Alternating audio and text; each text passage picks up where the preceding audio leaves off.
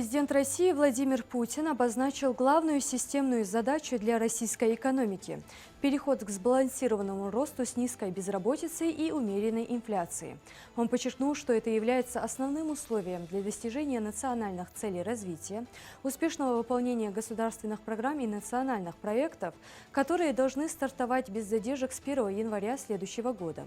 Президент также отметил, что кредитование реального сектора, промышленности, сельского хозяйства и сферы услуг является важным фактором для экономической динамики.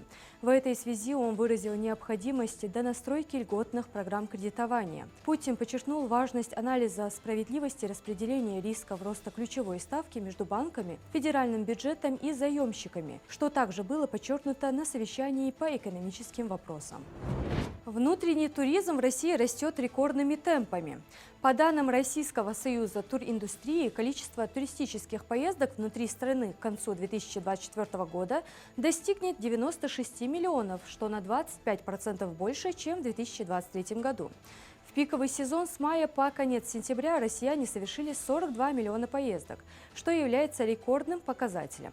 В июле и августе было совершено по 10 миллионов турпоездок, что также является абсолютным рекордом за всю историю статистических наблюдений. По данным Росстата, за май-октябрь 2024 года количество путешественников, останавливающихся в коллективных средствах размещения, выросло на 11% по сравнению с предыдущим годом и составило 49 миллионов человек. Президент России Владимир Путин отметил, что развитие внутреннего туризма является одним из приоритетов долгосрочной стратегии.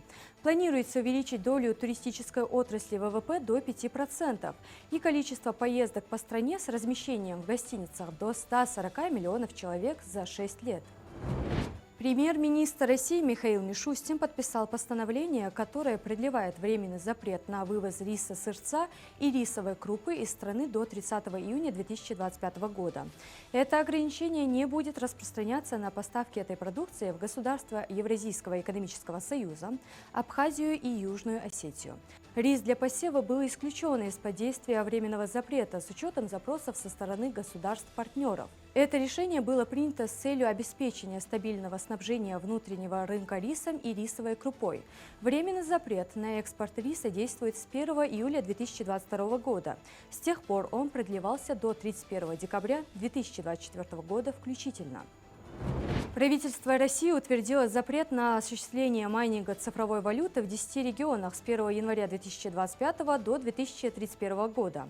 Майнинг будет запрещен в Дагестане, Ингушетии, Кабардино-Балкарии, Карачаево-Черкесии, Северной Осетии и Чечне, а также в Донецкой и Луганской народных республиках, Запорожской и Херсонской областях. Кроме того, временный запрет на майнинг будет действовать на некоторых территориях Иркутской области, Бурятии и Забайкальского края в периоды пикового энергопотребления.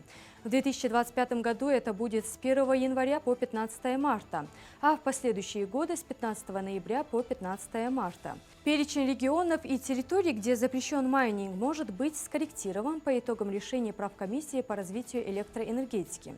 Цель таких ограничений – сохранение баланса энергопотребления с учетом потребностей промышленности.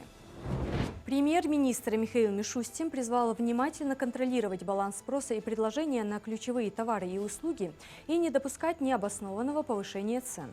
Он выразил это требование в ходе совещания по экономическим вопросам. Мишустин подчеркнул, что необходимо бороться с злоупотреблениями, включая монопольное положение, если имеют место факты необоснованного повышения цен. Он отметил важную роль Федеральной антимонопольной службы и в некоторых случаях Генеральной прокуратуры в этом процессе. Уровень инфляции в начале 2024 года превысил 9%, и в связи с этим правительство приняло ряд мер. Мишустин упомянул о необходимости балансировки спроса и предложения в каждой отрасли, развитии экономики предложения, запуске промышленных проектов и увеличении производительности труда. Завершаем выпуск экономических новостей. Информация о курсе валют на сегодня.